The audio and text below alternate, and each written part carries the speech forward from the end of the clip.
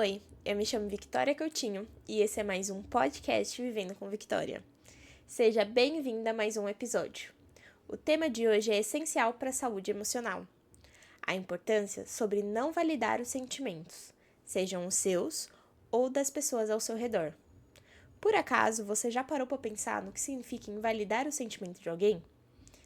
Isso acontece quando desconsideramos ou minimizamos as emoções de outras pessoas, muitas vezes sem perceber, com frases como "você está exagerando" ou "não é tão grave assim".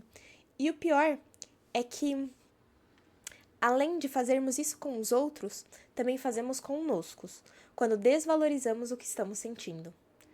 Quando nossos sentimentos são invalidados, começamos a nos questionar sobre a nossa própria percepção de realidade, podendo nos fazer sentir como se nossas reações fossem erradas ou exageradas aos olhos dos outros. E qual o impacto disso? Pense na última vez que você tomou uma atitude baseada nos seus sentimentos e os outros ao seu redor simplesmente interpretaram aquilo de uma forma equivocada, minimizando os seus motivos. Isso é horrível, não é? Pois é. Além do impacto imediato, a invalidação constante dos nossos sentimentos pode ter efeitos a longo prazo, como a ansiedade. Quando repetidamente temos os nossos sentimentos invalidados, começamos a suprimir ou esconder nossas emoções por medo de ser rejeitado ou até mesmo julgado. No entanto, essas emoções elas não simplesmente desaparecem. Outro efeito comum nessa situação pode ser o isolamento emocional, pois podemos começar a nos fechar, sentindo que não há espaço seguro para que a gente possa expressar nossas emoções. Isso nos leva à sensação de solidão, mesmo estando cercado de outras pessoas, pois acabamos evitando de compartilhar o que realmente estamos sentindo. Por isso, é sempre importante procurarmos a ajuda de um profissional também, para nos ajudar a compreender esses sentimentos, do porquê estamos sentindo e o que estamos sentindo. É como aquela situação típica de final de ano, quando alguém sugere um presente coletivo para um colega, para que ele possa ser presenteado e todo mundo acabar a economizar, já que a gente vai, rachar. Mas sempre tem aquele que não pode participar, muitas vezes por questão financeira e não necessariamente por uma questão de proximidade. E a pessoa que teve a ideia, sem entender a situação, pode acabar julgando quem não participou, dizendo para todo mundo coisas como "você não gosta de fulano", ou "você é sempre fechado e não participa de nada", "não vamos colocar seu nome", sabe? E acabar criando tensões desnecessárias no grupo por conta desse julgamento e dessa falta de empatia, separando até o time e criando situações inconvenientes. Eu acho um ponto bem interessante nessa situação é que frequentemente estamos tão imersos nos nossos próprios sentimentos que esquecemos que o outro pode estar vivendo algo completamente diferente. O outro não tem as mesmas experiências e vivências que nós, e por isso é mais fácil acabarmos julgando de acordo com a nossa visão, e assim ele também acabar julgando nós com a visão que ele tem. Acredito que na maioria das vezes somos nós mesmos que complicamos as situações que deveriam ser simples, por causa dos nossos julgamentos. Interpretamos as coisas de acordo com o que pensamos, sem realmente praticar a famosa empatia. Nos tornamos como isqueiros, inflamando ainda mais situações que já carregam atenção ou aumentando ainda mais tensões que poderiam ser resolvidas de maneira totalmente simples, sem grandes confusões. Eu mesma, por muito tempo, fui chamada de isqueirinho dentro do meu setor, porque acabava brincando de causar confusões. Mas quando o assunto é sério, a história ela precisa ser diferente. Que tipo de pessoa você quer ser? A pessoa isqueiro, que causa o incêndio, ou aquela que vê as situações de tensões e traz paz e conforto para aqueles ao seu redor?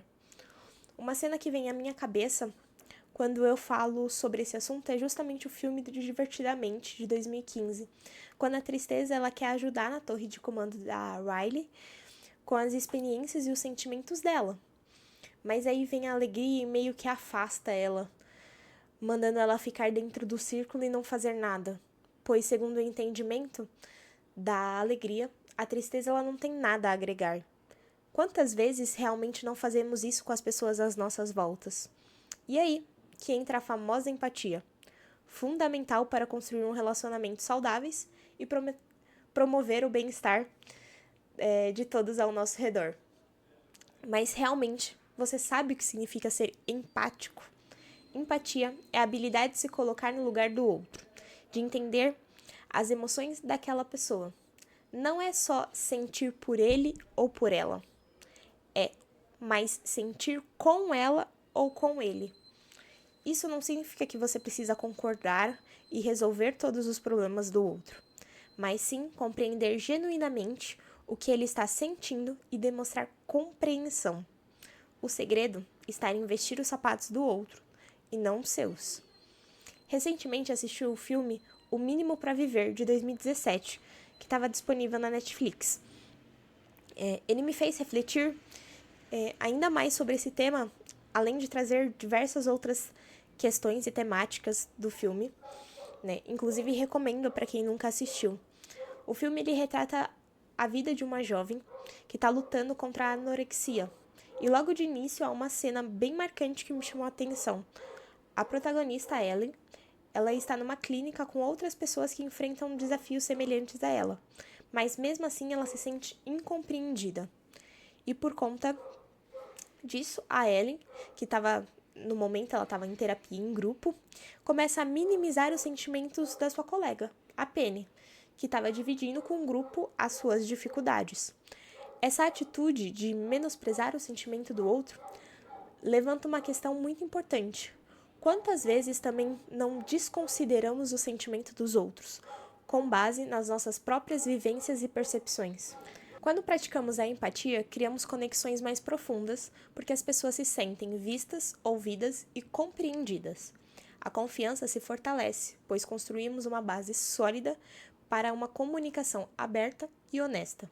Além disso, acabamos evitando conflitos, pois levamos em conta a perspectiva e os sentimentos dos outros, antes mesmo de agir, evitando talvez maus entendidos. Já que estamos falando de empatia, por que não falarmos também sobre validação emocional? Validar as emoções de alguém significa reconhecer e aceitar o que a pessoa está sentindo, sem julgamento e sem críticas, mesmo que você veja a situação de outra forma. Praticar a validação emocional ajuda as pessoas a se sentirem acolhidas e seguras. Isto é, um passo crucial para melhorar nossos relacionamentos, sejam pessoais ou profissionais. Ao final, validar as emoções e exercer a empatia são ferramentas poderosas para criar um ambiente mais harmonioso e compreensível. E por que tudo isso é tão importante? Bom, ao longo dos anos, quando eu comecei a tentar entender as pessoas para melhorar a minha relação com elas, comecei a perceber que não controlava o que as pessoas sentiam a partir das minhas ações. Mas se eu me colocasse no lugar delas e tivesse empatia de compreendê-las, nossas relações poderiam ser melhores. Por exemplo, eu tinha uma amiga que me ajudou muito num momento muito difícil da minha vida, quando eu não via mais sentido em algumas coisas devido a uma dependência emocional que eu tinha. Um tempo depois, ela passou por situações complicadas, e eu, por preocupação e carinho, comentei algo sobre isso com a minha amiga. Uma outra amiga, né? Não essa em questão. Eu não vou detalhar muito a situação, porque eu acho que não vem em detalhes, né? Não é a questão aqui. Mas embora a minha intenção fosse boa, essa atitude acabou magoando essa minha amiga em questão. E por mais que eu tenha pedido desculpas, eu tive que aceitar que talvez essa minha amiga não quisesse mais a minha amizade. Esse episódio me ensinou o quanto é crucial a gente ter cuidado ao interagir com as pessoas, mesmo que a gente tenha boas intenções. A partir dessa minha experiência, entendi que além de empatia, existem técnicas que podem ajudar a criar um ambiente mais acolhedor para o diálogo. Por exemplo, é essencial respeitar o ritmo da outra pessoa. Algumas pessoas precisam de mais tempo para organizar seus pensamentos ou para aprender determinadas atividades. E forçar a conversa ou simplesmente o aprendizado e tentar concluir o mais rápido tudo possível por exemplo, tentar terminar logo o aprendizado ou tentar concluir o máximo as frases dela, né? Porque ela tá demorando demais para se explicar, pode ser prejudicial para o desenvolvimento dessa pessoa. Além disso, sempre utilize frases de apoio quando você vai estar numa comunicação. Fala frases como: entendo como isso deve ter sido difícil para você. Dessa forma, você acaba reconhecendo os sentimentos do outro. E é crucial evitar julgamentos. Ao ouvir, o foco sempre deve estar no outro, em compreendê-lo, e não em avaliar ou criticá-lo. Preste atenção no tom e nas emoções transmitidas, pela linguagem corporal e ritmo que a pessoa fala. Isso é vital.